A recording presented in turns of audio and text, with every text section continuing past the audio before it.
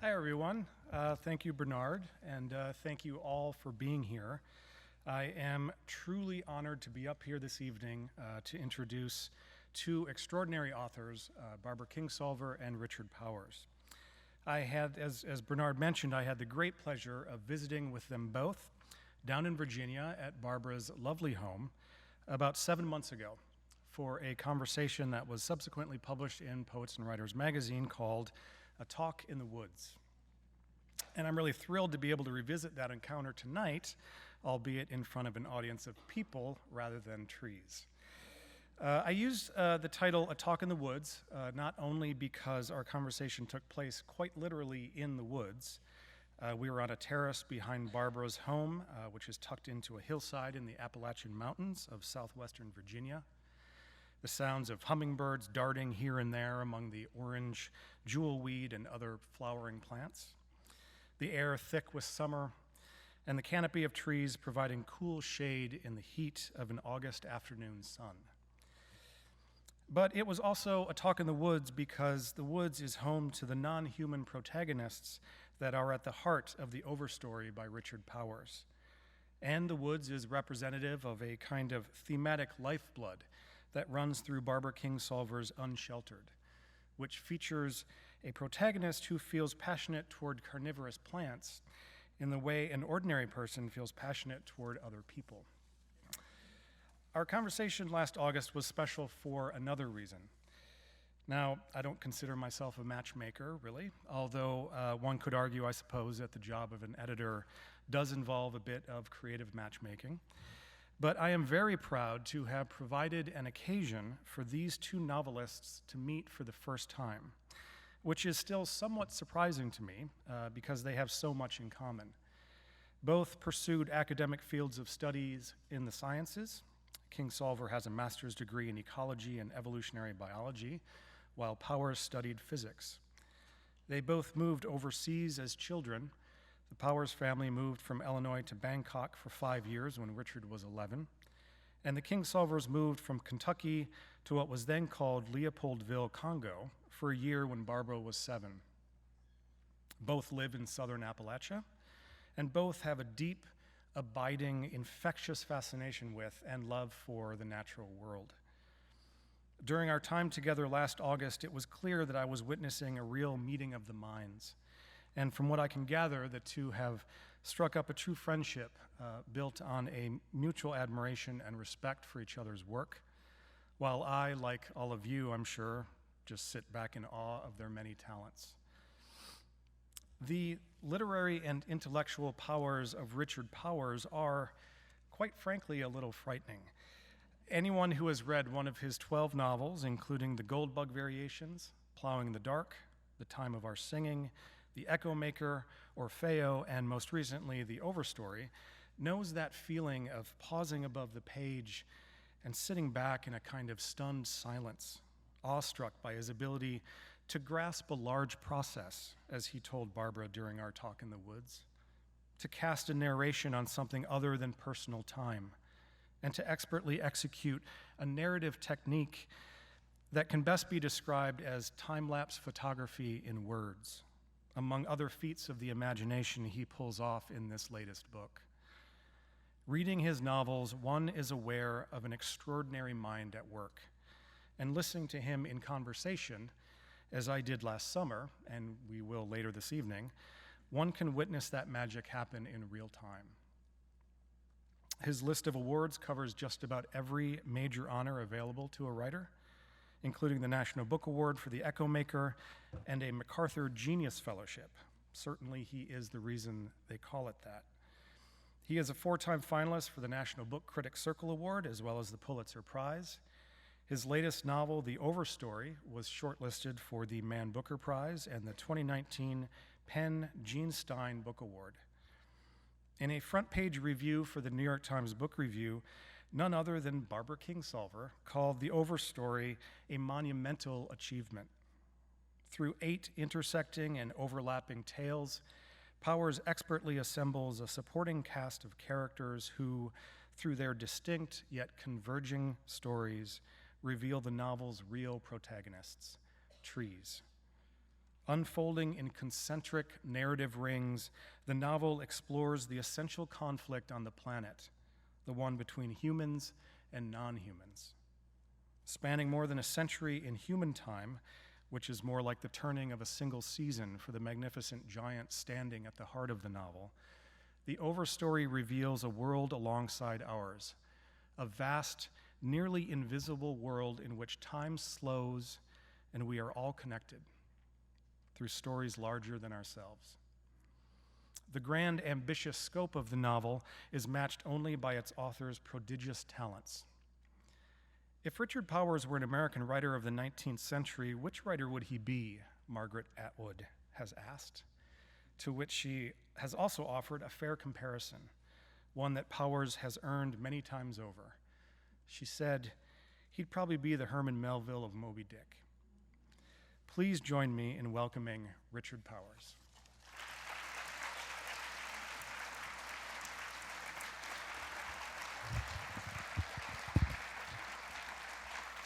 Thank you. And thanks, Kevin. So gracious and such a lovely reminder of an unforgettable day for me.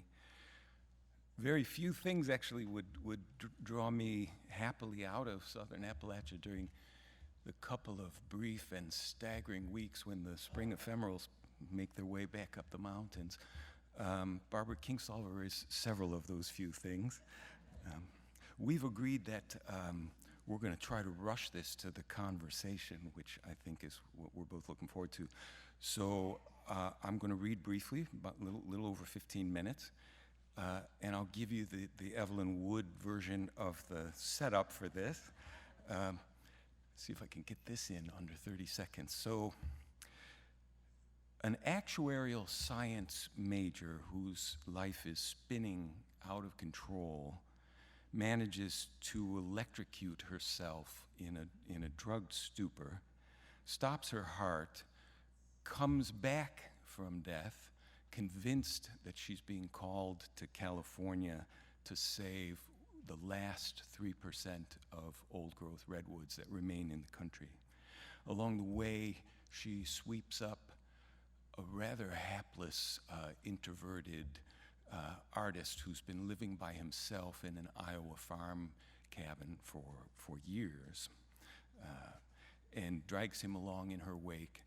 They arrive in California and are given almost at once a job of ascending a massive 1,200-year-old redwood and sitting in this redwood as so many people during the redwood summer and the years of the timber wars sat for protracted periods of time to keep the tree from being cut down. So what you're going to hear is the two of them arriving on the scene for the first night of their very first tree sit. The only other thing that I have to do to set this up is to tell you that at this time, it was often a practice of these forest activists to take forest names. So in this case, they did that for a number of reasons. One was simply to make sure that they couldn't turn each other in if things did go south. They would have only this nickname. In this case, Olivia has taken the name Maidenhair, and Nick has taken the name Watchman. And I say that because I do use both sets of names, and I just want you to know that what sounds like a bridge game is really a cribbage game. There's just two of them. They slog the last few hundred yards up the rut, Maidenhair, Watchman, and their guide, Loki, who has run ground support for this tree for weeks. A profile emerges out of the thicket, so huge it can't be right. There it is, Loki says. There's Mimas. Sounds come up and out of Nick's mouth, syllables that mean loosely, oh my hopeless Jesus. He has seen monster trees for weeks, but never one like this. It runs straight up like a chimney butte and neglects to stop.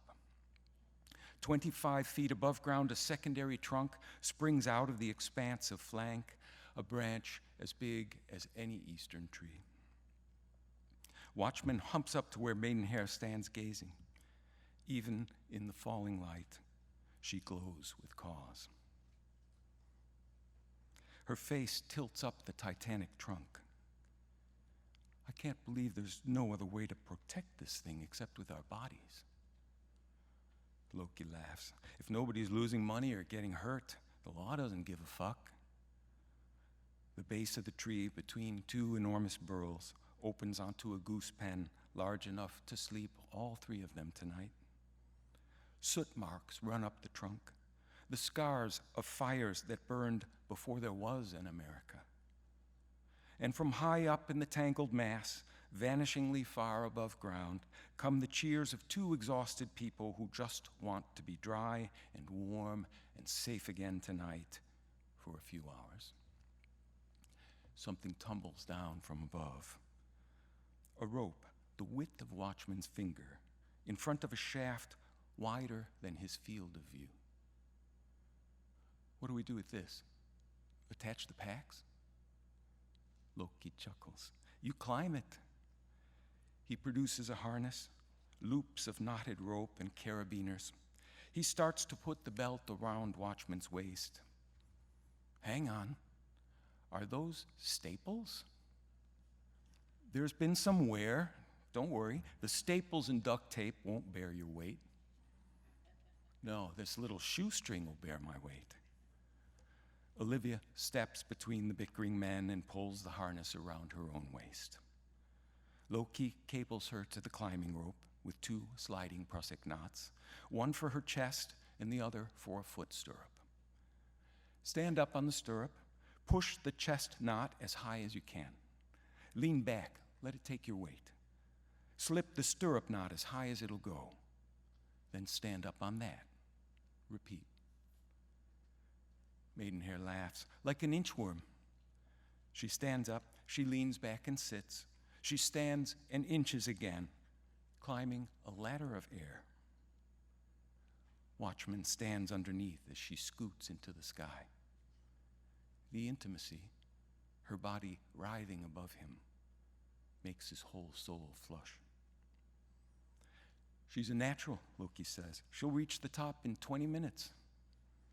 She does, though every muscle in her is shaking by arrival. From above, cheers greet her summit.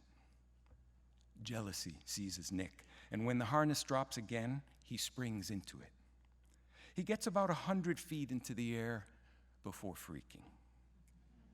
The rope can't possibly hold him. It's twisting and making weird nylon groans. He cranes his neck to see how much farther. Forever. Then he makes the mistake of looking down. Loki twirls in slow circles below. Nick's muscles surrender to panic. He closes his eyes and whispers, I can't do this. I'm dead. He feels the endless drop coursing through his legs. Two small lumps of vomit come up into his throat and onto his windbreaker. But Olivia is talking up close into his ear. Nick, you've done this already. I've seen it for weeks. He opens his eyes on the trunk of Mimas, the largest, strongest, widest, oldest, surest, sanest living thing he has ever seen, keeper of 500,000 days and nights, and it wants him in its crown. Shouts greet him at the top. Those above him fasten him with clamps into the tree. Olivia scampers about the platform along a rope ladder. Buzzard and Sparks have long since talked her through every clause in the lease. They want only to be gone before night traps them. They climb down the rope to Loki, who calls up through the encroaching dark. Someone will be by with your replacements in a few days.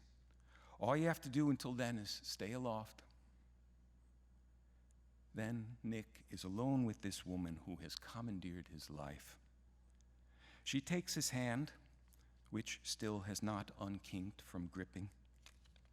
Nick, we're here, in Mimas. She speaks the creature's name like she's been talking with it for a long time. They sit next to each other in needle-grazed darkness, 200 feet in the air, on what Buzzard and Sparks called the Grand Ballroom, a 7 by 9 foot platform made of 3 doors bolted together. Bigger than my room at college, Olivia says. Nicer. Balanced on another branch is a smaller piece of plywood. A rain barrel, collecting jar, and sealable bucket complete the bathroom. 6 feet above them on a higher spur, another platform serves as pantry, kitchen, and den. A hammock stretched between 2 limbs cradles a substantial lending library, left here by previous sitters. The whole 3-level tree house balances on the top of an enormous fork made when the trunk was hit by lightning centuries ago. It sways with every breeze. A kerosene lamp illuminates her face. He has never seen her look so confirmed. Come here. She takes his wrists and guides him to her. Here, closer. As if farther away were an option. She takes him, like someone who's sure that life has need of her. In the night, something warm grazes his face. Her hand, he thinks, or the fall of her hair as she leans over him. Even the slow, seasick barcarolle of the sleeping bag bed feels blessed. The cramped quarters of love. A claw cuts into his cheek, and the succubus lets loose with falsetto gibbers. Watchman bolts up, screaming, "Shit!" He pitches toward the platform ledge. One palm punches through the fantasy of tarp walls. Lives go shrieking off into the branches. She's up in a flash, pinning his arms. "Nick, stop. Nick, it's okay." In the hail of chatter, he's slow to hear what she keeps saying. Flying squirrels. They've been playing all over us for 10 minutes. Christ, why? She laughs and pulls him back down horizontal. You'll just have to ask them if they ever come back. She nuzzles him, her belly in the small of his back. Sleep won't come. There are creatures that live so high up and so far away from man that they've never learned fear. And thanks to the humanity in his cells, Nick has, this very first night of his very first tree sit, taught them. Light gathers in speckled fistfuls on his face.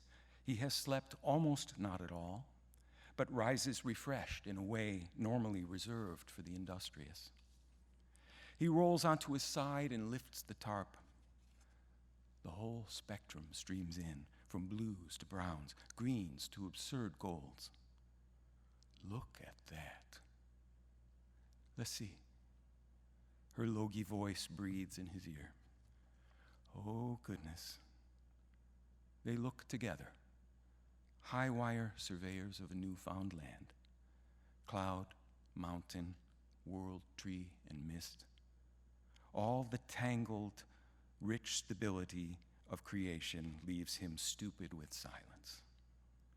Reiterated trunks grow out of Mimas's main line, shooting up parallel like the fingers of a Buddha's upraised hand, recouping the mother tree on smaller scales, repeating the inborn shape again and again, their branches running into each other, too mazy and fused to trace.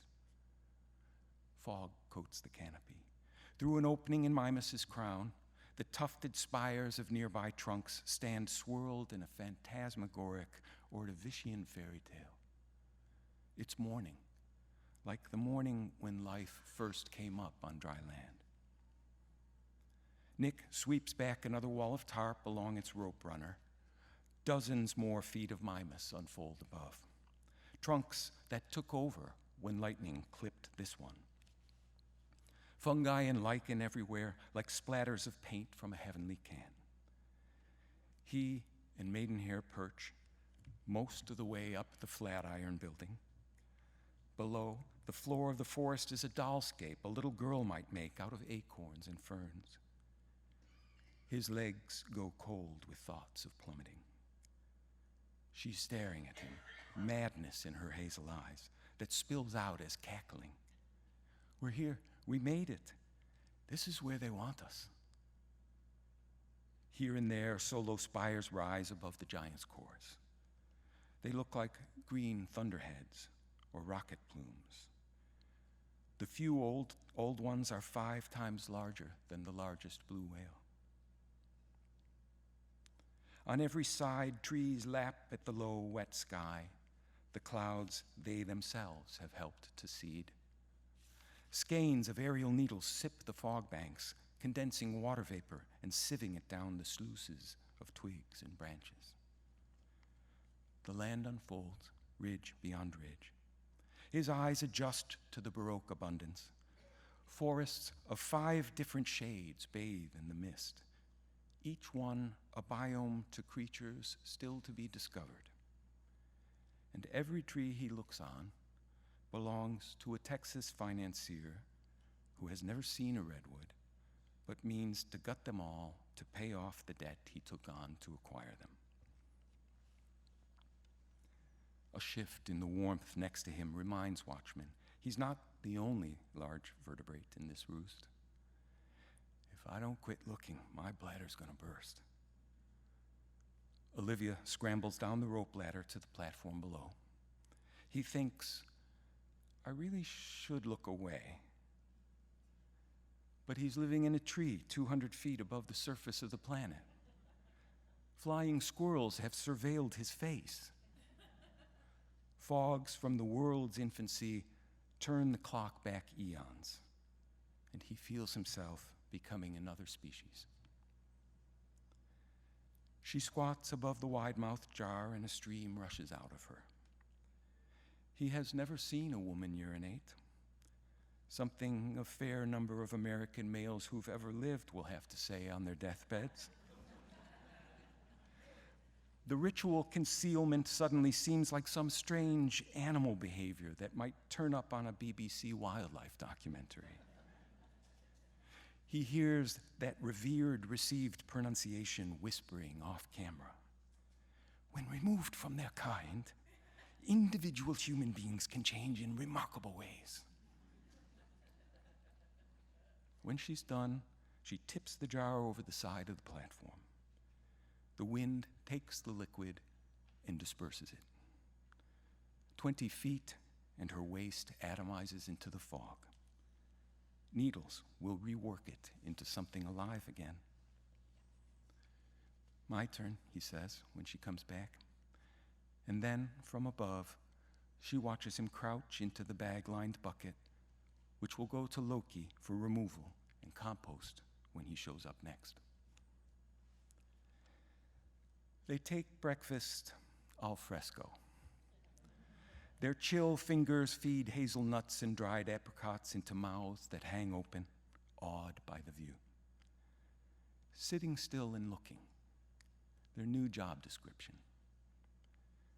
But they're humans, and soon enough, she says, let's explore. The main trails from the grand ballroom are laid out with loops and lobster claws, rope ladders, places to hook a carabine or two. She gives him the harness. Then she makes one for herself from 3 nylon climbing cables. He wobbles out onto a waving branch. The wind blows and Mimus's entire crown dips and bucks. He'll die, plunge 20 stories onto a bed of ferns. But he's getting used to the idea, and there are worse ways to go. They head off in different directions. He inches along one barrel-sized limb. The scraped branch smells of lemons. One twig holds a shock of cones, each smaller than a marble. He takes one and taps it into his open palm. Seeds fall out, like coarsely ground pepper, stuck in the crease of his lifeline. From such a speck came a tree that holds him 200 feet in the air without flexing. This fortress tower that could sleep a village and still have room to let. From high above, she calls, "Huckleberries, a whole patch up here." Bugs swarm, iridescent, party-colored, minuscule horror film monsters. He works his way to a strange junction. Two large beams, over the course of centuries, have flowed together like modeling clay. He grapples to the top of the hillock and finds it hollow. Inside is a small lake. Plants grow along a pond flecked with tiny crustaceans. Something moves in the shallows, speckled all over in chestnut, bronze, black, and yellow. Salamander. How did a damp-seeking creature with inch-long limbs climb 2/3 of the length of a football field up the side of fibrous bark? The only plausible explanation is that his ancestors got on board 1,000 years ago and rode the elevator up for 500 generations. Nick edges himself back the way he came. He's propped up in the grand ballroom when Maidenhair returns. She's ditched the safety umbilical. You'll never believe what I found. A 6-foot hemlock growing in a mat of soil this deep. Jesus, Olivia, were you free climbing? Oh, don't worry. I climbed a lot of trees when I was little. She kisses him, a quick, preemptive strike. And you know, Mimas won't let us fall. He sketches her as she copies her morning discoveries into a spiral notebook. The drill of solitude comes so much easier to him than to her. After years of camping in an Iowa farmhouse, a day at the top of this Leviathan flagpole is like stepping out. She, though, in her core chemistry, is still a college girl, addicted to a rate of stimulations per second that she hasn't entirely kicked. The fog burns off. Deep in the expanse of midday, she asks, "What time would you say it is?" The sun hasn't passed overhead, and yet the two of them are worlds older than they were this time yesterday. He looks up from sketching the local labyrinth of Mimas's limbs and shrugs. She giggles. "Okay, what day?" Soon enough, an afternoon, half an hour, a minute, all feel the same size. Just crossing the 9-foot platform is a national epic. More time passes. 1/10 of an eternity. 2/10. When she speaks again, the softness shatters him. I never knew how strong a drug other people are. The strongest, or at least the most widely abused. How long does it take to detox? He considers. Nobody's ever clean. They eat again by candlelight, instant soup mix floating on 2 cups of water warmed on the tiny camp stove. By the time they're done, darkness rules, filled with the 1,000 spectral challenges of night that they cannot decode. We should save the candle, she says. It's hours before bedtime. They lie on the long, rocking platform of their pledge, chattering to each other in the dark. Up here, they face no dangers but the oldest one. When the wind blows, it feels like they're crossing the Pacific on a makeshift raft. When the wind stops, the stillness suspends them between 2 eternities, in the caress of here and now. In the dark, she asks, "What are you thinking?" He's thinking that his life has reached its zenith this very day, that he has lived to see everything he wants, lived to see himself happy. I was thinking it's going to be cold again tonight. We may need to zip the bags together. I'm down with that. Every star in the galaxy rolls out above them through the blue-black needles in a river of spilled milk. The night sky, the best drug there was, before people came together into something stronger. They zipped the bags together. You know, she says, if one of us falls, the other's going with. I'll follow you anywhere. They wake before the light to the sound of chainsaws in the deep beneath them. Thank you.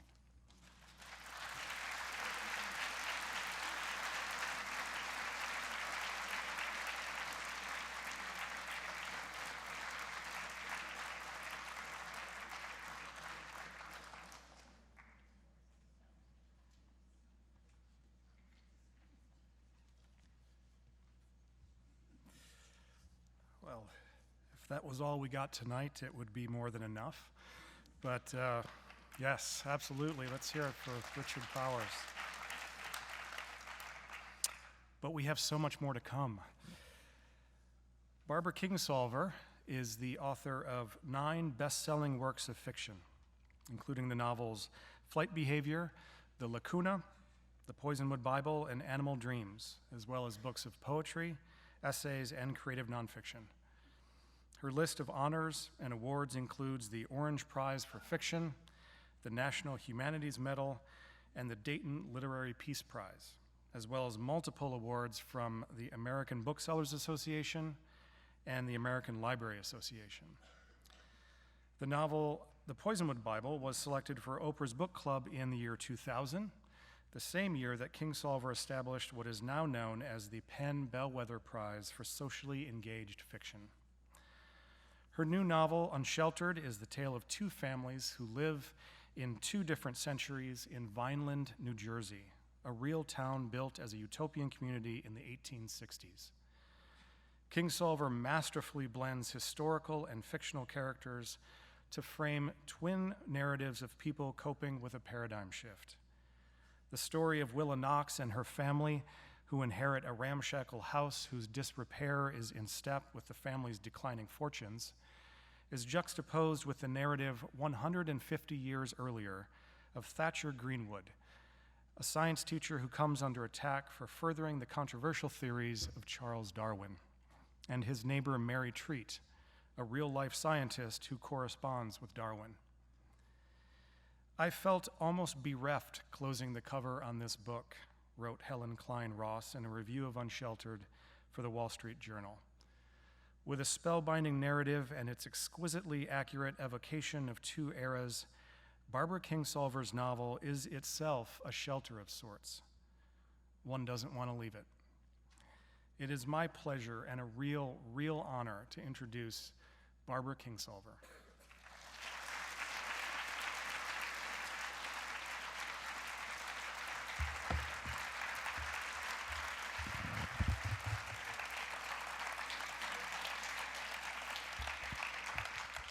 Hello, New Yorkers. Thank you for being here. Can you hear okay? Okay. Thank you, Richard. Thank you, Kevin, and Richard, for that beautiful reading. I'm pretty excited to be here and share this stage with one of my favorite writers and my favorite novel of recent years, and a shared vocation of asking from readers the task of broadening our vision, not just beyond personal self-interest, but beyond species self-interest, urging readers into a point of view that could consider that the most important thing in the world is not necessarily the world created by people. I've been thinking lately that this is probably the most important mission there is.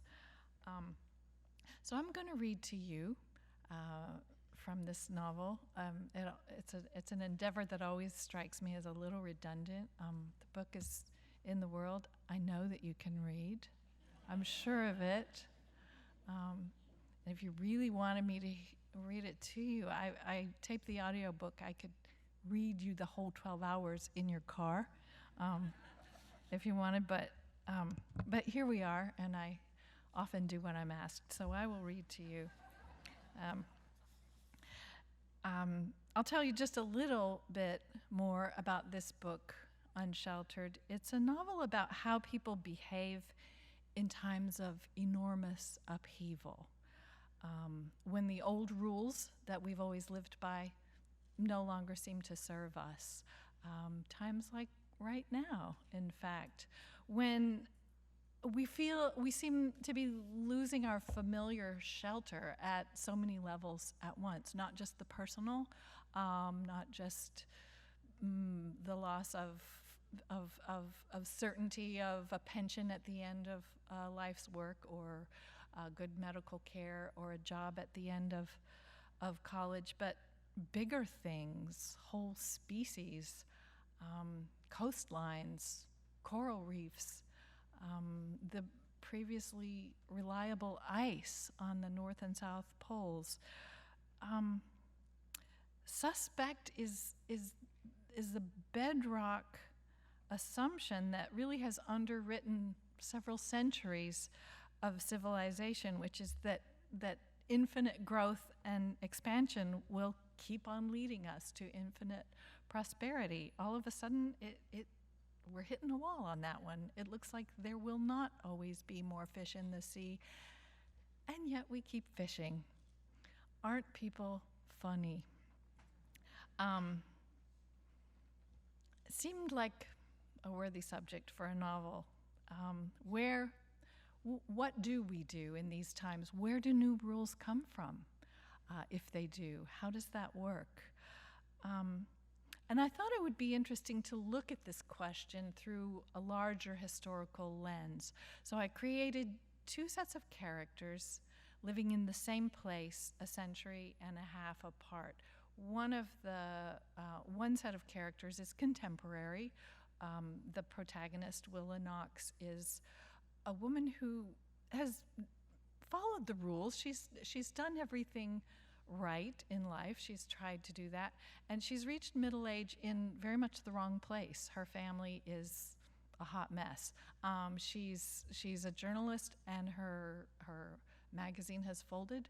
Her husband is an academic, and his college has closed. They have these millennial kids with all kinds of debts and problems of their own. She has this father-in-law who's a titanic of pre-existing medical conditions, and they're all living under one roof, and the roof leaks. And doesn't that sound like a lot of fun to read about? Sorry, but I tried really hard to make them entertaining, I promise, because that's my job. So interleaved with the story of this family is the story of another family living in the same house, leaky roof, even back then. That family, you move between every other chapter. You move back and forth 150 years until pretty soon you figure out that you are reading one story, not two. But the reading I'm going to do is the other family, the 19th century family. Our protagonist, Thatcher Greenwood, has just finished his studies and has moved to Vineland to be the science teacher at the high school that's about to open there.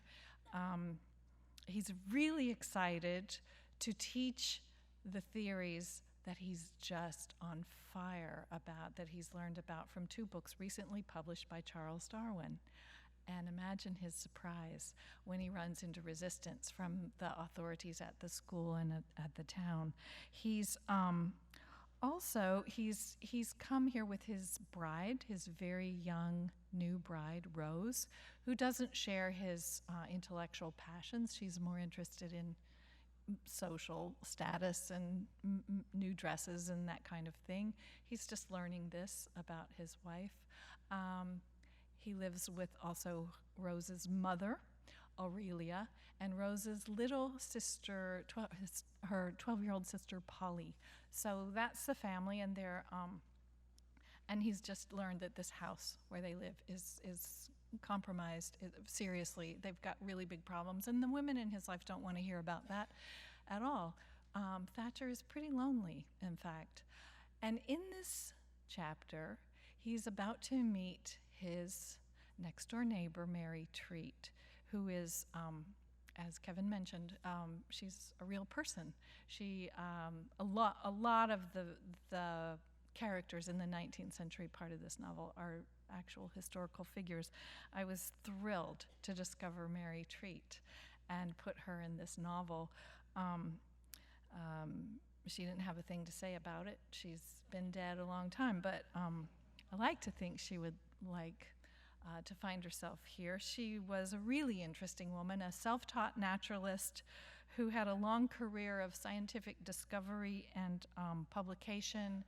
She was a champion of Darwin, one of the few of her time on this side of the Atlantic, and she corresponded with all the important men of science of her day, including Charles Darwin. So here they are. She and Thatcher are about to meet. And the only other thing I need to tell you is that Mary Treat's husband, Dr. Treat, has recently run off in pursuit of a glamorous suffragette who believed in free love. And this is all true. This is real. This really happened. Reading between the lines of Mary's writing, I think her response was, "Get on with your bad self." She was, she was happy to see him go. I think for a woman of the 19th century who wanted to pursue her own passions, I think the very best possible situation is to have a husband who has run off. Honestly, because then there's no one around pestering you to get married, and no one's around pestering you to make dinner. So she's left to her own devices. Anyhow, but this is Thatcher coming home to his house. Chapter 4. Thatcher returned from his meeting to find Polly, the 12-year-old sister, inconsolable. He'd walked home from the schoolhouse in foul temper himself, fists in his pockets, recalling days when he and his brothers ran from the old man into the forest and howled like wolves. He would howl this minute if the world still held one person with whom he could bare his soul. And now here was Polly with her braying. "The dogs!" she shrieked. "Missing for hours! Kidnapped! She had evidence!" Thatcher took off his hat and prepared to tread cautiously. These two hounds had come with the house, an unexpected gift waiting when the family moved back to Vineland. Rose's mother despised them, Rose ignored them, and Thatcher was sufficiently indifferent that he could not distinguish one from the other. It was Polly who knew their hearts. She'd spent the summer training them and discovered different temperaments in her pupils. Charybdis was Congregationalist, while Scylla was Baptist. He liked water. And poor Polly was exasperated with the dog's obvious preference for the house next door. They ran away regularly to Mrs. Treat's front step, where they lay flanking the door like sphinxes. But today's crisis surpassed the ordinary. The dogs were not in their usual spot on the neighbor's stoop. They'd gone missing for hours and hours, according to Polly, who was sure they were being held captive by Mrs. Treat. "By Mrs. Treat," he repeated, still holding his hat in his hand. Polly hadn't let him 10 paces into the house before collapsing at his feet, the bell of her striped skirt wilting around her. "The lady doesn't strike me as treacherous," he said. "Charybdis and Scylla visit her every morning because she lures them. She gives them tidbits." So, you see, not the behavior of a villain. "But it isn't fair. Mother won't let me feed them anything special at all." Through the open parlor door, Thatcher could see the corseted bulwark of his mother-in-law, laboring at her writing desk, the shoulders grandiosely hunched in the mutton-chopped sleeves of a florid dress. Her hobby was to write letters to the newspaper, decrying the corruptions on their town. Youthful disrespect for officers of the law, spirits flowing in the Italian quarter. Thatcher lowered his voice. Let's be grateful for the dog's sake, then. You aren't listening to me, Thatcher, Polly declared. She's stolen them. It's been hours already. Please, please, Thatcher, go and rescue them before it's too late. Reluctantly he went, hat in hand, apologies rehearsed. His morning had already been deeply unhappy, as he was learning not only his house, but also his employment rested on precarious foundations. He cast his habitual covetous look over the Treat compound, strode around the yew hedge to the front door, to the Treat front door, knocked, made himself wait a decent interval, and then knocked again. Stood in the sun's heat, listening to the insect whine that signaled summer's end. Watched a suspendered gang of working boys come down 6th Street, swinging their lunch buckets, picks on their shoulders, pausing at the corner of Plum for a loaded wagon to pass. Worn at the edges already, these boys, and so young. Thatcher wondered what manner of child in this town would be at leisure to attend high school. He gave the door a final rap, poised to abandon his mission, and frankly disappointed to hear a faint voice encouraging him to enter. He stepped inside, let his eyes adjust to the dim foyer, and heard the voice again from the interior. Abashed and unescorted, he wandered into the parlor where Mrs. Treat sat at a desk near the window with a book lying open before her. The drapes were open and the room bright with daylight, but he sensed he was intruding on some private ceremony. Mrs. Treat seemed in proper order, dressed in a brown day frock, hatless, hair pinned in place.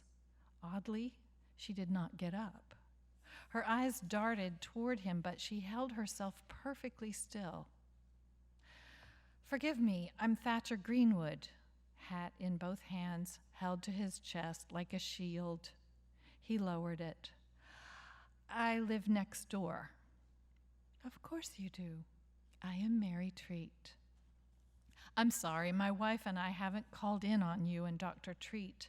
Settling into a house should not be a turmoil, and yet we seem to turn over a new one every day. This morning, my sister-in-law has commanded me to come inquiring about our hounds. Oh, and here they are. They lay under the desk at her feet, so still that Thatcher hadn't immediately spotted them. One of the two, Scylla or Charybdis, lifted a cocked head at him briefly, then dropped his chin to the floor again with a sigh. Please sit, Mrs. Treat urged, sounding deeply unhappy to offer the invitation. I don't need to trouble you. If I could just relieve you of... No, please do stay a few minutes. I need the diversion more desperately than you can imagine. Apart from the odd little laugh, her stiff countenance was at odds with her appeal for his company.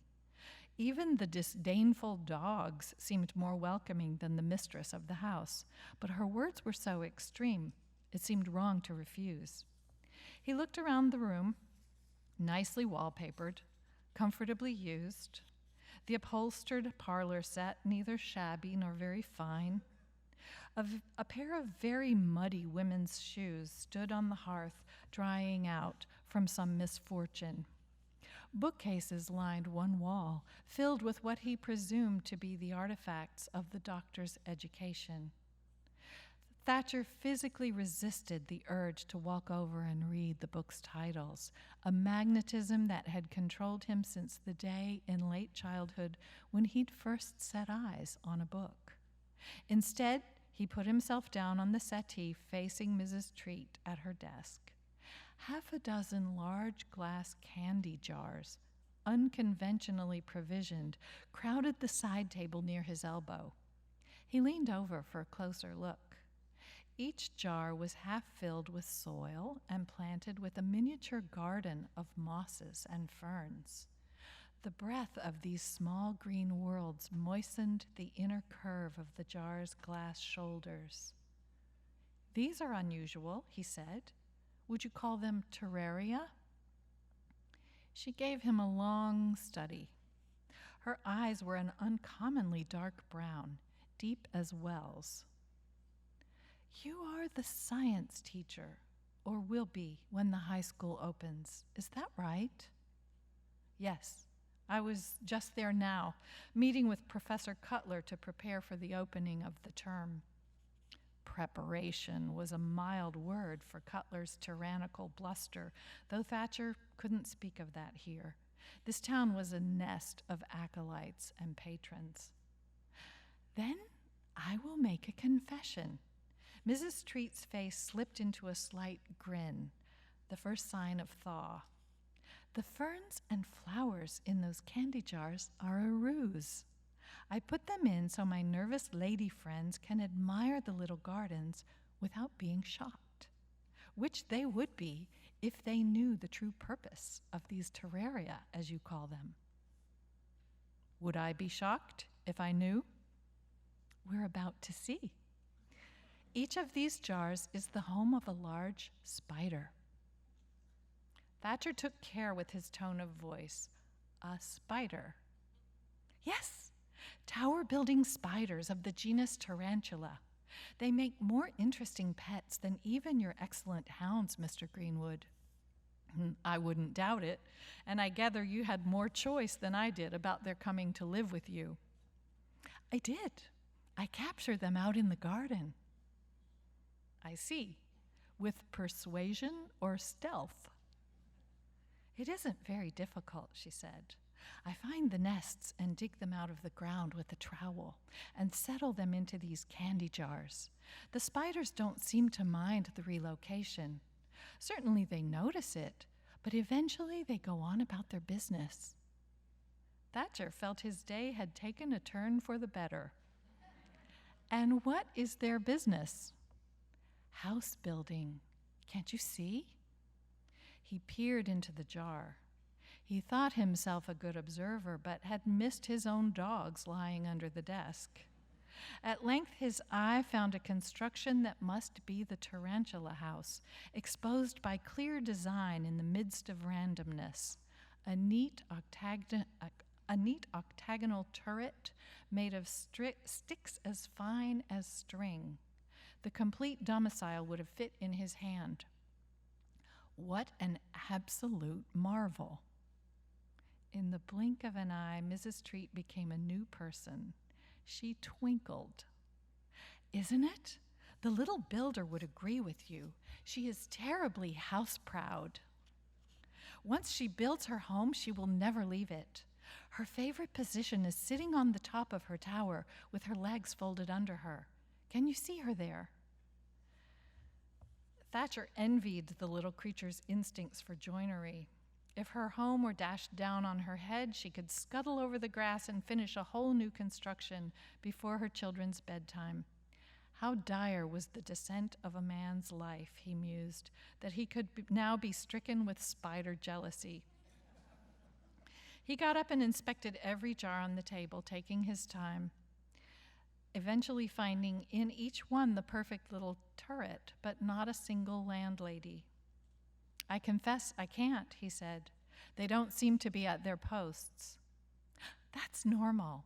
Any unusual noise sends them scurrying indoors. I'm afraid your entrance has frightened them all. You might not see one today. Thatcher turned around and studied Mrs. Treat for some sign that she was having him on. She looked earnest, her dark eyes vivid. She was younger than he'd presumed her to be from a distance, misled by the plainness of her dress. Will they come out again after I leave? Oh, yes. They're completely accustomed to me. But if a stranger comes in the room, this one, she always seems to know it. Are they all females? He sat down again, setting his bowler on his knees. Yes. If I offer them husbands, it doesn't end well. Alas, I apologize for intruding on your sorority. Amply forgiven, she said. One must not become too isolated from human society. Indeed, he thought. Now, I'm going to skip ahead, and I'll tell you that what he discovers shortly that she's doing is an experiment. She's not actually sitting at her desk holding her place in the book with her finger. She's got her finger in a Venus flytrap. She's been there for hours. She's allowing it to digest her finger, or to see if it will. This is real. She really did this, and she wrote it up, and I took the dialogue directly from her journals. And they continue their conversation, and he discovers that she's not only very knowledgeable about the theories of Charles Darwin, she's a correspondent of Charles Darwin, and she's actually she's doing experiments with him, she's doing work with him, as Mary Treat did. And he's amazed and impressed and a little daunted, and he's discovering that Mary Treat is one of those remarkable people who doesn't really care what other people think. And he's confided in her the problems that he's having at school with opposition to his theories. And he tells her, he's trying to explain that this is serious. "You and I are not like other people," he ventured.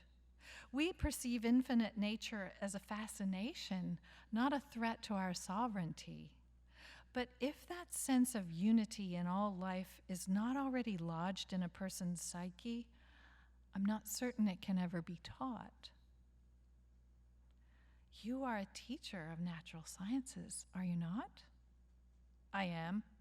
Also an employee and a head of a family. As it happens, a family in dire need of costly home repair. I have inherited a flawed house and find myself pledged to uphold it. If I should lose my home and vocation..." He found it difficult to go on. Since that awful moment with Rose, the day he told her, he had resisted believing a truth he now saw plainly. Mrs. Treat waited for him to say it.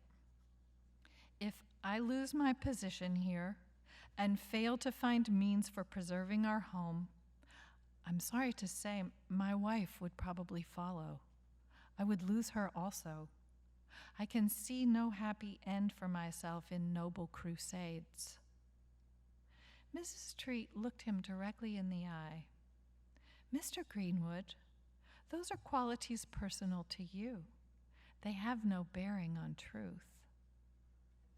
Such words, and yet she'd spoken them without a hint of chastisement, only as one scientist to another. Whatever else he might be, she expected him to be rational. "Of course," he said, "you observe the situation correctly." Now she leaned toward him, guileless as a girl in her confidence. "We are given to live in a remarkable time. When the nuisance of old mythologies falls away from us, we may see with new eyes." "Falls away," he said, "or is torn. The old mythologies are a comfort to many."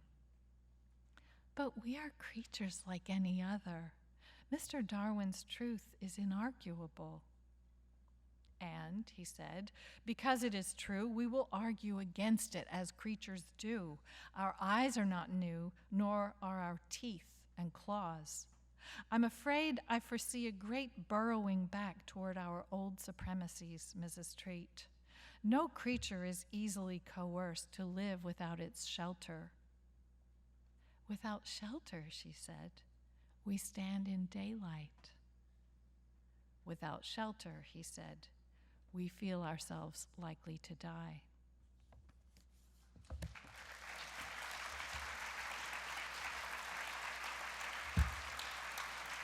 Thank you.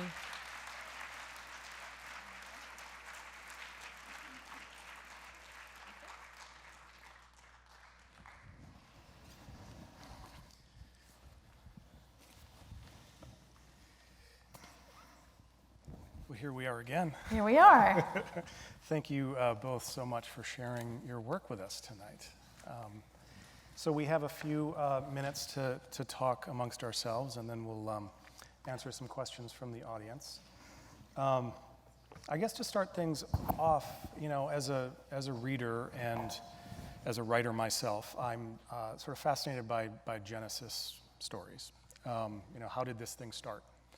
And I think for me the fascination is in realizing something similar to what you wrote, Richard, early on in your book. You wrote, "There's always as much below ground as above." And that's, of course, you were writing about trees, but I suspect that's true for a finished novel as well. It might be a metaphor. Yeah. It could be a metaphor. So I guess at the beginning here, I think it may be appropriate to ask about beginnings, and so I'm wondering if you could sort of each take us back to when the seeds were planted, so to speak. And when it started to branch. That's right. That's right. I've told my Genesis story too many times. I've been on the road for longer than I expected for this book, and it's almost time to start lying about it. A tree fell on your head. Actually, did I tell you this? That my first season in the Smokies was I moved in shortly before the fire that came through the park and burnt Gatlinburg.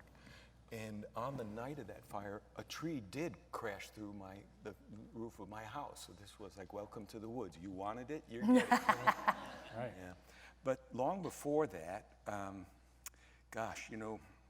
where to start? 6 years ago, at the age of 55, I was totally and utterly tree blind. I mean, I was as tree blind as anyone you could rustle up. I couldn't tell an ash from an elm.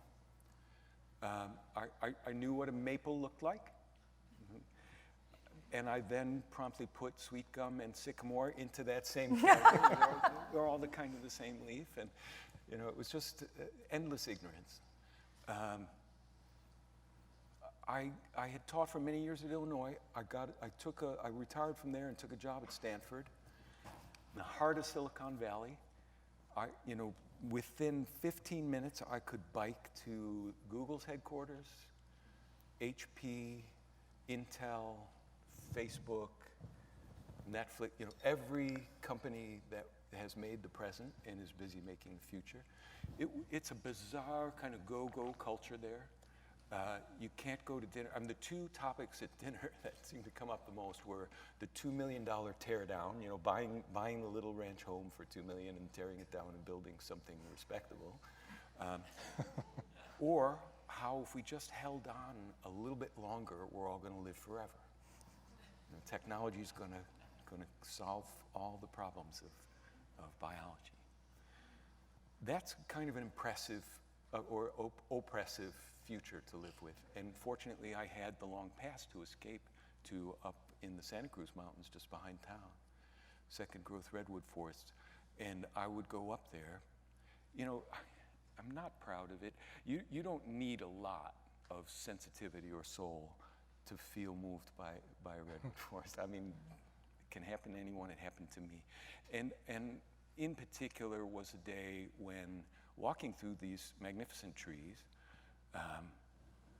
that I had no idea were only 100 years old. I mean, a redwood can do a ton in 100 years. This was regrowth from when they'd cut down the trees for Stanford's railroad, when they'd cut down the trees to build San Francisco. And I came upon an escapee, one that got away for whatever reason. However much a redwood can do in 100 years, you give it 1,200 or 1,500, and it really will yank a knot in your head. I mean, it is operating on such a scale of time and size that it is impossible not to rethink who you are and what you're doing. Mm-hmm. After that, once I had my little road to Damascus, it was an absolute obsessive love affair and it goes on to this day. I'm living outside the old growth forest now because I can go up there and remember what it feels like to be humbled, to be stopped in the face of something that's operating under totally different principles than me. How about you? The genesis of The genesis of Unsheltered. Well, 5 or 6 years ago, when I had finished Flight Behavior and was looking around for the next novel, I thought, this is the end of the world as we know it. Yeah. And that was 6 years ago. It's the things that keep me awake at night that get me to my writing desk. Because if I'm going to tackle a subject and be married to it, you know, for years and years, and then give it to you and expect you, you know, to, well, you don't have to marry it, but, you know, at least date it for a while. Or take 6 years. Yeah, yeah. Or take 6 years to read it, please. I thought this is worth exploring, but how? I mean, it was so clear that, you know, as I said earlier, just the rules aren't working anymore, and yet we just keep doing the same things, expecting them to work. How can I write about this? People don't really like it that much when you write about how stupid we are. How about if I could step back and take look at this through a historical lens, find some other time when people really felt the sky was falling and had sort of legitimate reasons for that. How about if I could put those two kind of emotional moments together in one house, and then you know, and then have the house, of course, falling down, metaphorically speaking. And so it seemed pretty clear to me that the 1870s was a good moment, because the world had, the country had broken into two countries, had a war, a devastating war. 20% of the young male population of this country was killed in that war. And that doesn't even begin to touch the civilian damage, devastation. Big recession or Massive, depression. yes, massive economic devastation from the war. Half of the southern agrarian half of the country was scorched earth. A huge parts of the population were landless, homeless. And then into this come these two books by Charles Darwin that really called into question what it meant to be human in a way that, I mean, there's still people who are, you know, debating or arguing Darwin, but it's not the same. I mean, at the time these books landed, this was a completely new idea to people, that maybe, possibly, we weren't put here in charge of the world. Maybe we're part of the world, and the same laws that apply to the rest of the natural world also apply to us.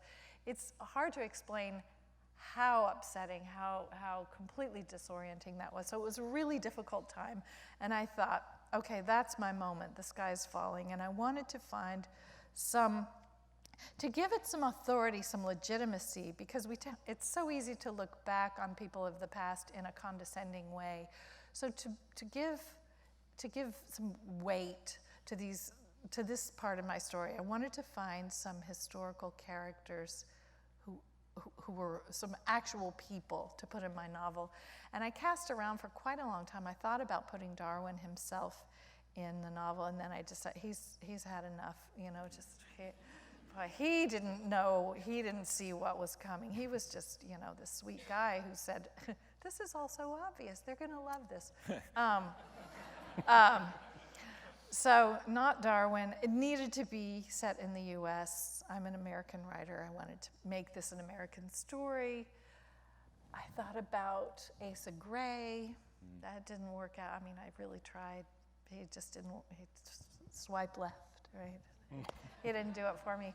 Then I found Mary Treat just by accident, and I could find nothing much about her except that she lived in Vineland, New Jersey, a place I had never imagined going, let alone writing about. So, but I just called the Historical Society and said, do you know about this person, Mary Treat? Do you have any papers or anything? And I could hear the jaw drop on the other side of the phone. And basically, this librarian said, come and see what we've got. And I found not just this wonderful character, but this whole constructed utopian community that was a perfect setting for the novel. So I spent years looking. It was a novel looking for a home, and then I found Vineland, and then that's when it really started to happen. Richard, did you have similar kind of aha moments in your research, or was your sort of epiphany about what you were going to spend the next years working on, encountering these magnificent trees in California?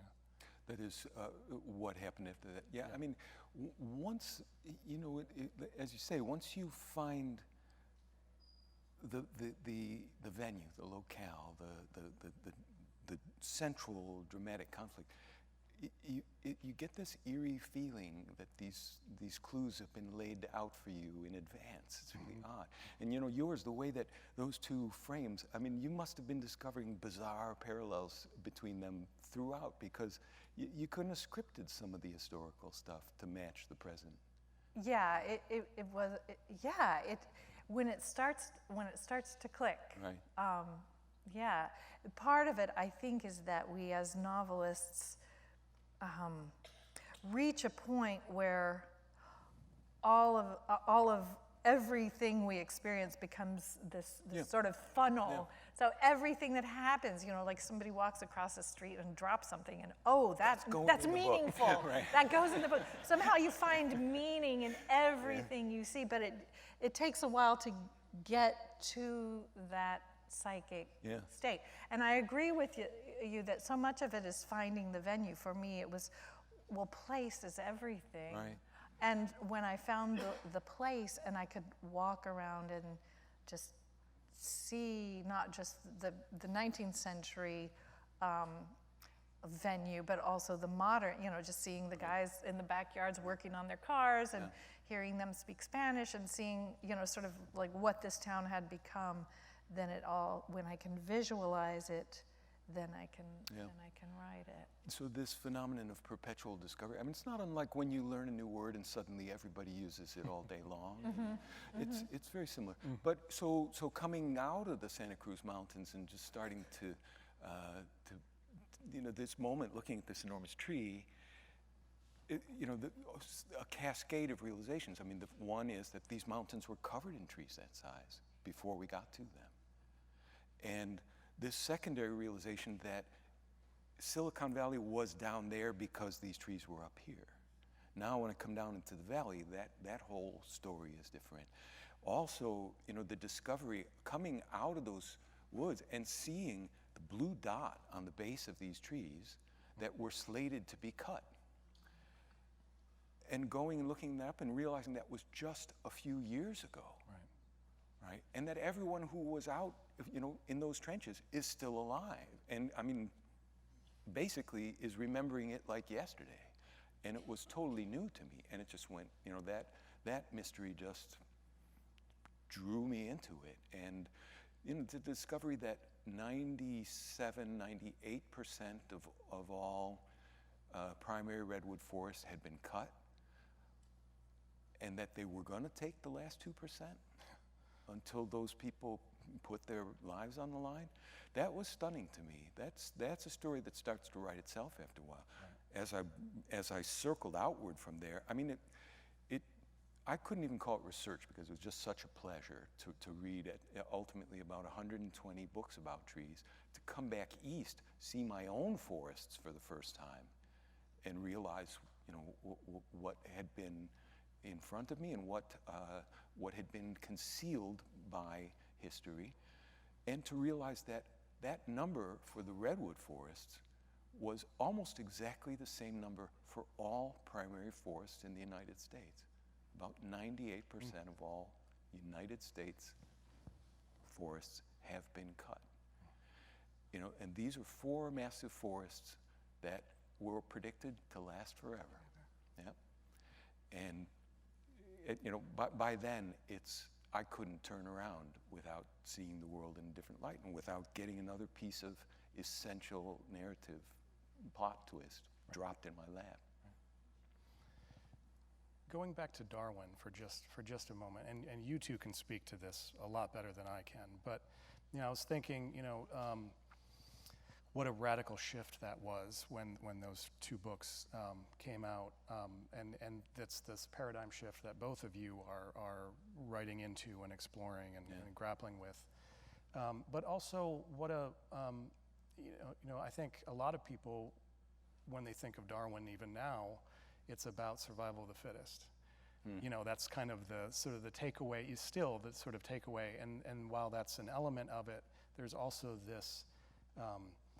The theories that an environment is working together in a lot of ways, different species helping each other, and that's something that you write about specifically. I actually have a thing or two to say about yes, that. Did you know that Thoreau read The Origin?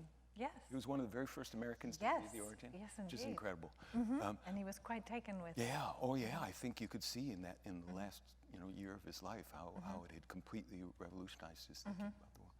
But there's a second Darwin that's really interesting too, which is Darwin after those two books, who goes on happily doing research for the rest of his life that ultimately ends up embarrassing his field because it's so anthropomorphizing.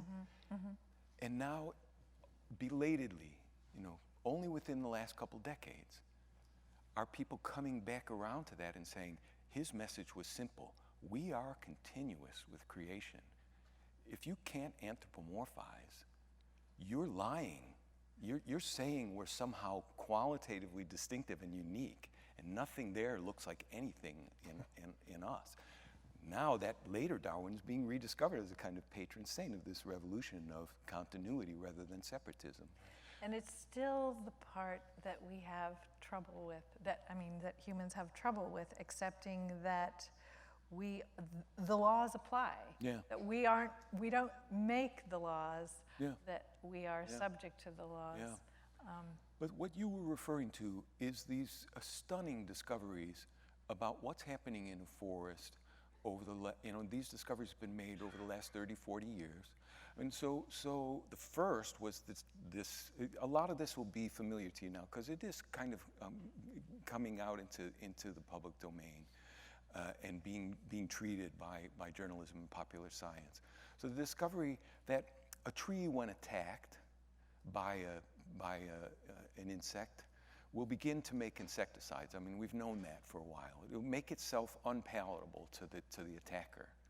But what we've only recently discovered is that it's also sending out pheromones in the air, chemical signals that are received by other nearby trees, who then begin to make insecticides in advance of being attacked. In other words, they're sharing an immune system. Right? That's a stunning discovery. Even more stunning, the underground mycorrhizal connections between trees, so that there, that many trees, even trees of different species, are connected by this mutualist, this symbiotic relationship with fungi. They're giving the fungus sugars that the fungus can't make for itself. Fungus doesn't photosynthesize. Fungus in return is giving secondary metabolites that it's dissolved from the soil up into the tree. But here's the kicker.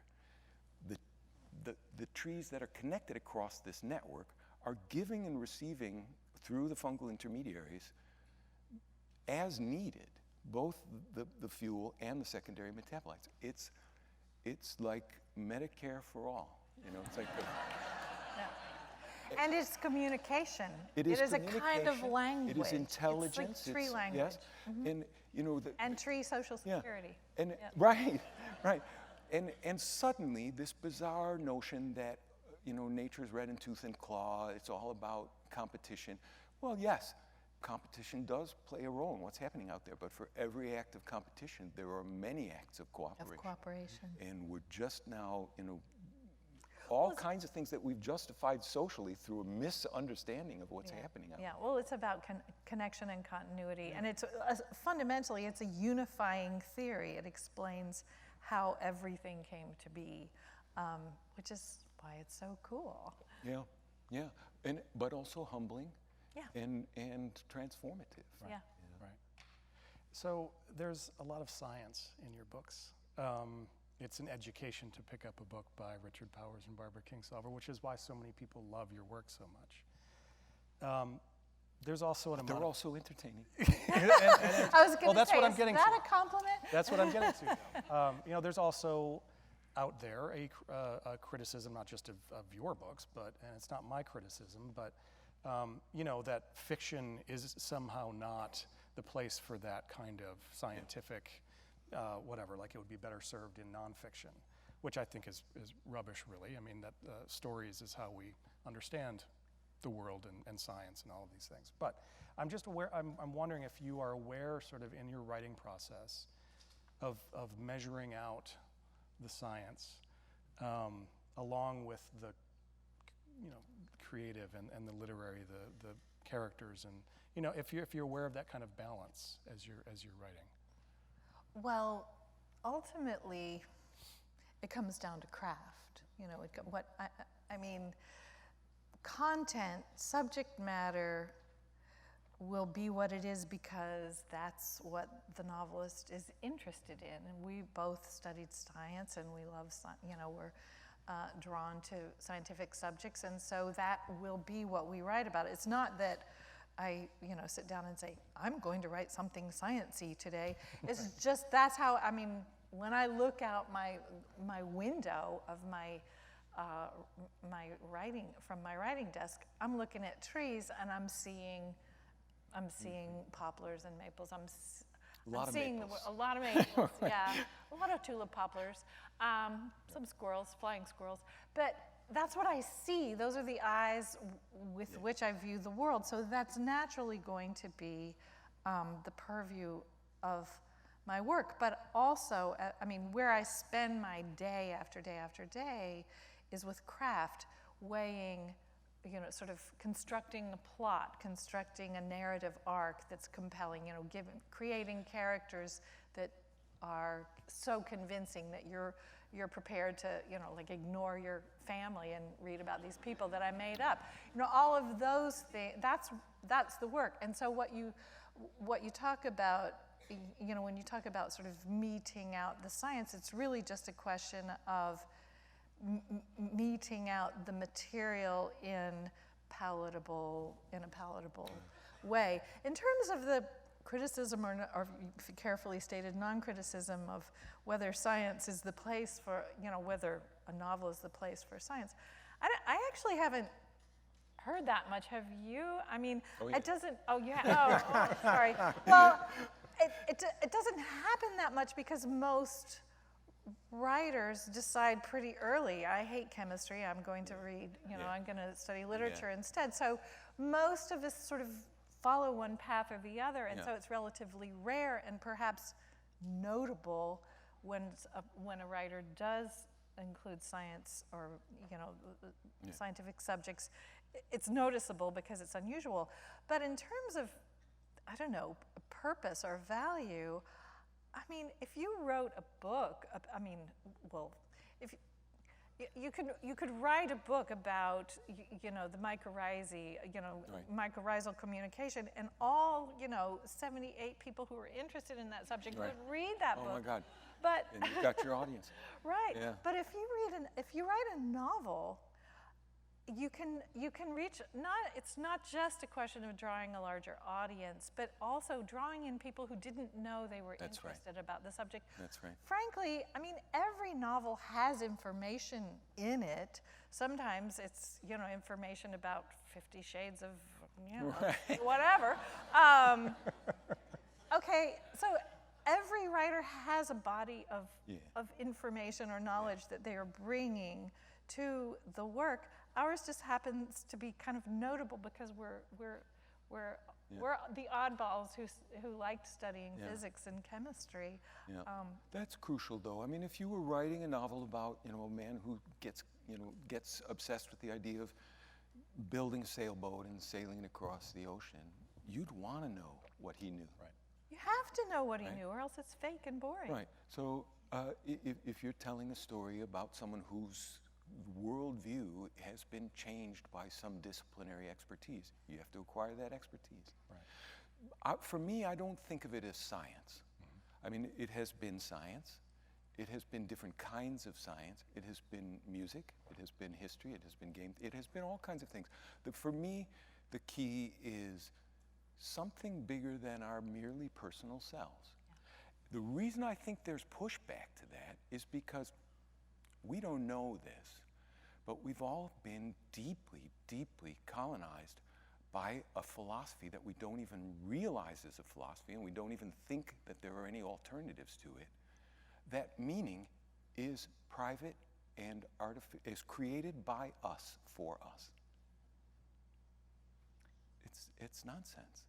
And for me, what I want to do inside literary fiction, more than ever now, is to say, yes, we are fascinating to ourselves, and yes, we can listen to gossip forever, and who gets to marry whom, and who's up and who's down, and who's in and out. I'll tell a story like that. But that's the reason these people are like the way they are, is because of huge forces outside them that are invisible to them and don't have to be. They can come into the story and they can be the story, right? We aren't here alone. We didn't just make it up for our private enjoyment. Right. There is more to the world than what humans have constructed. Yeah, bravo. Yeah. By the way, before I got religion, I thought that tulip poplars were maples too. Sorry. Look, the odd top of that leaf. Look, what happened to that maple? One other thing I'd love to ask you about, and I like to think about this a lot these days, is hope and optimism. Because if we don't think about it, we may forget about it. So my question is, I guess, how hopeful are these novels, and perhaps more important, how hopeful are their authors? Richard, in an interview I listened to during the early parts of your promotion for this book, you mentioned, I think it was Antonio Gramsci, an Italian writer who wrote about being a pessimist because of intelligence, but an optimist because of will. Pessimism of the intellect, optimism of the will. It's a nice formula. Yeah. Yeah. And now I have to come up with something new because.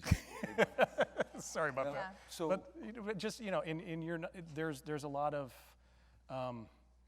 darkness, in your novels, and I'm curious about, were you more optimistic once you wrote them, or? Well, I'll speak specifically to this one, to Overstory. A lot of people read that book, and they want to know, for whatever reason, they get to the end of it, they don't know whether the darkness is going to eat the light entirely or whether there is light in my story. And they say, do you have hope?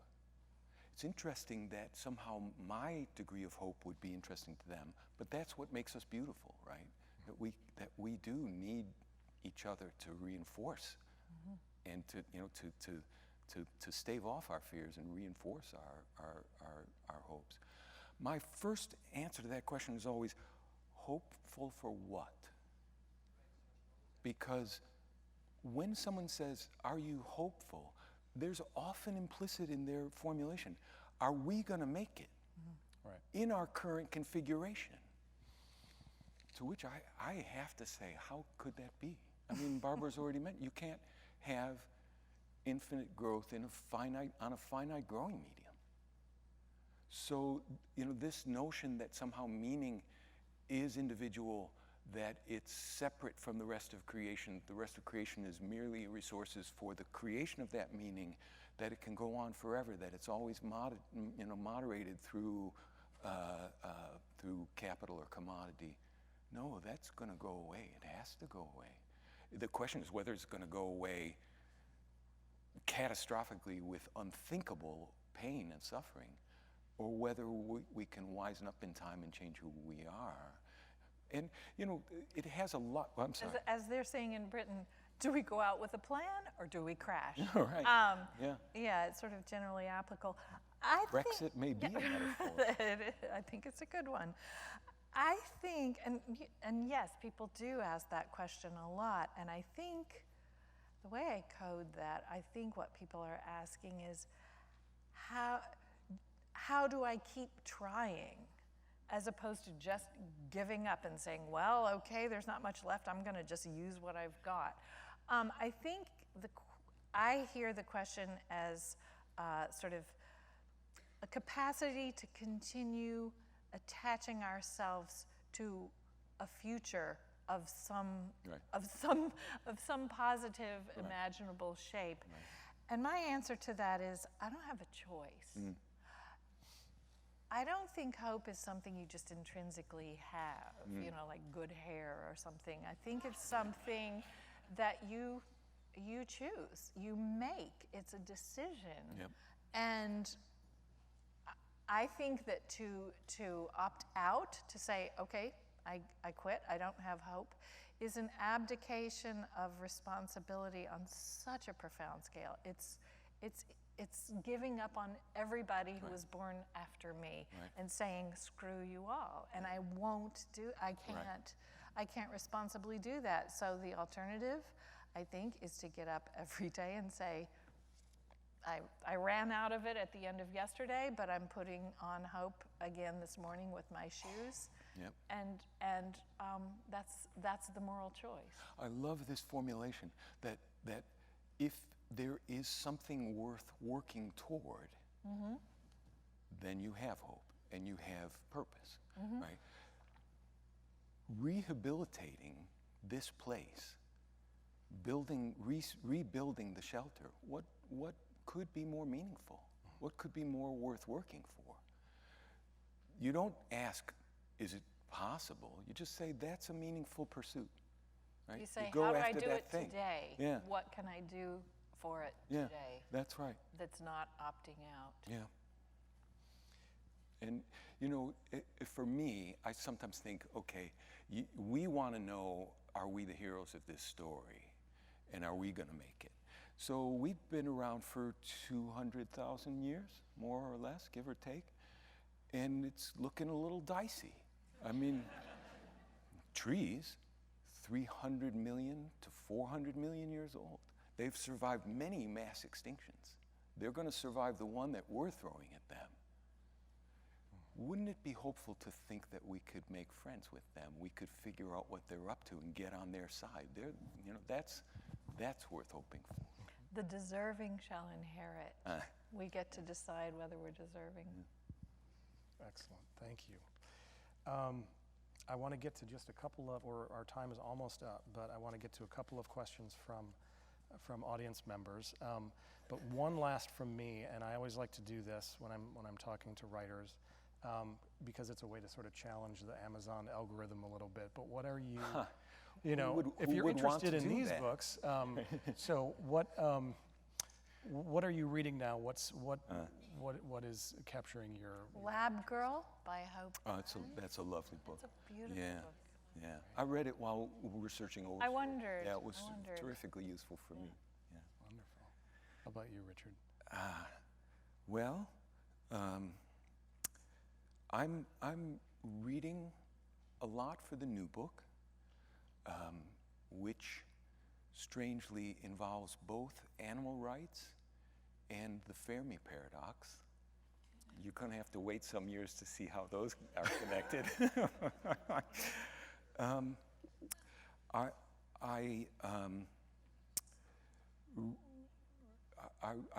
have read and enjoyed Nell Freudenberger's new novel, which is coming out, Lost and Wanted. In fact, for a full answer to this question, see Saturday's Times, because I've got a buy the book where I make many recommendations. Absolutely. That is the best when you get to do a buy the book. Then this question becomes so easy. Yes. Please just read it. Please just read my buy the book. Yeah, because on stage I can never think of all of it, you know, and then I go off stage and say, oh, these I forgot. I usually do that around 2 a.m. actually, back at the hotel. Yeah. Dang. So yeah, see both of our buy the books. Right. So a part of your answer, Richard, brings up a question from the audience, which is, after these brilliant novels, what is the subject of your next book?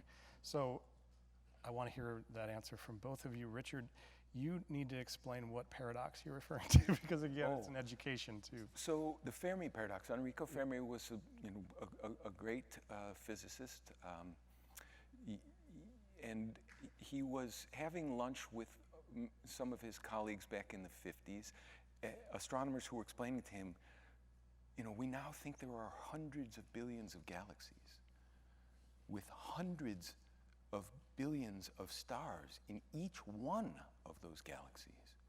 And every one of those stars probably has at least one or more planets. And Fermi just stopped and says, where is everybody? And that paradox gets worse and worse every year. I mean, 15 billion years of the universe, 5 billion years of the solar system, they've been around 3 times longer than the Earth has. And yet, we have never seen a single sign anywhere that there's anything else going on out there. Because maybe we can't recognize it. We're looking for ourselves. It's possible. It's possible. We don't know how to listen. Exactly. It's possible that every time that life achieves a degree of intelligence somewhere in the universe, it lasts about 200,000 years. Right? Or it cuts us out of their channel. Yeah. It could also be that intelligent life, when it gets really rich and robust and it's been around for a long, long time, stays home and loves its place. The answer to the Fermi paradox has a lot to say about who we are and what our prospects here might be. Yeah. It reminds me too of something you said during our talk 8 months ago about the science fiction trope about the visitors from another galaxy. Right. And you can tell it much better than I can, but they're trying to communicate with us, but we're on a completely different time. Right. Right.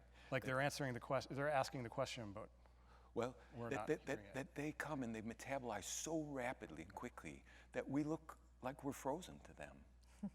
And they're buzzing around and asking us questions, and they come to the conclusion, well, no intelligent life here.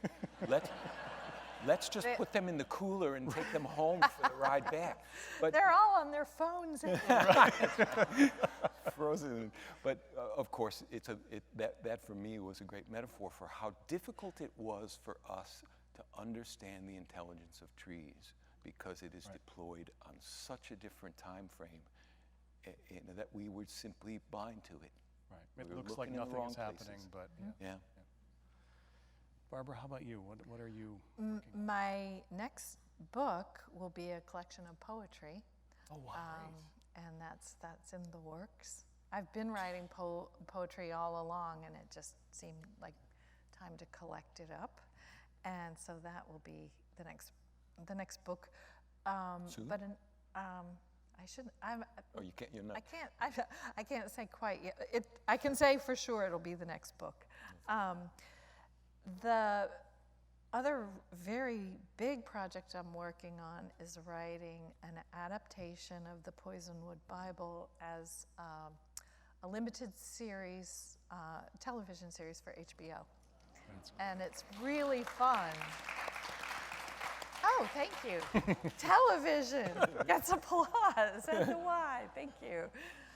It's just fascinating to rewrite a book that I wrote, 20 years ago from a different point of view, because the point of view is, you can see, instead of telling the story through the eyes of children who were unreliable narrators, so, it's kind of a cop-out. I could make mistakes because the kids don't exactly understand what's going on. So now that I'm writing it for all to see, so that you're watching everything happening, no more unreliable narrator. The narrator is me, and I have to get everything right. So that's a fascinating challenge, to just rewrite it and also to think about reaching a different audience and frankly a much larger audience. And it's really worth it to me because the things that I wanted to say with that novel 20 years ago, I still want to say. they're still absolutely relevant, more than ever, honestly. Things about arrogance, arrogant presumption of one world against another, and our inability to see another culture that's fully formed and fully functional right before our eyes. I think it just needs to be said again. Plus, collaboration is also exciting for someone who's been sitting alone in a room for, many, many decades. Are you wrestling at all with questions of fidelity to plot, fidelity to the original characterizations and so forth? It's a translation, like any other. Yeah, it's a separate work of art. Yeah, it's a separate work of art, and sometimes, just as there's this terrible thing, I guess, a sexist thing that people say about translating poetry, which is it's like a woman. If it's faithful, it's not beautiful, and if it's beautiful, it's not faithful. But I think a French translator said that. But the truth in it is that sometimes the best way to translate an idea is to change the way, there's a lot of interior monologue in the Poisonwood Bible, and so to make everything visible requires changing the plot, changing what happens sometimes. I read that the Hollywood folks are constantly exasperated by writers who come to the medium because they always want to do voiceover. Well, see, I'm the one who didn't want to do voiceover, and my colleagues are saying, "Oh, but it's so poetic. You have to put it in." But it can be a cop out. That summer everything came down to Lucky, whatever. There's the bad voiceover that's expository or whatever, but there are ways. I'm just learning how to use all these different, paints in the paint box. Voiceover can be very effective if it's telling you something completely unexpected, perhaps even opposite from what you're looking at. So it's just another kind of writing, and it's thrilling to be at this point in my life and to be learning a new genre. That's great. Well, we'll be looking forward to seeing that on HBO. Okay, thank you. Richard, Barbara, thank you so much for Thank you, this Kevin. evening. Thank you so much, Kevin. Thank you all for coming. And